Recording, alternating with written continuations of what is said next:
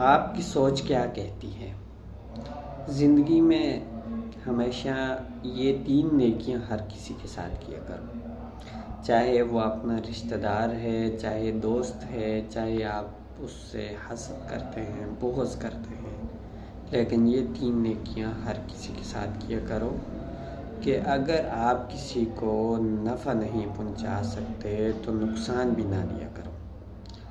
کیونکہ زندگی کے اندر آپ کسی کو اگر نفع نہیں دے سکتے، اس کے لیے اچھا نہیں کر سکتے، اس کے لیے اس کی زندگی کے اندر بہتر نہیں کر سکتے تو اسے نقصان بھی نہ دیا کرو۔ دوسرے نمبر پہ اگر آپ اس کو خوش نہیں کر سکتے تو آپ اس کو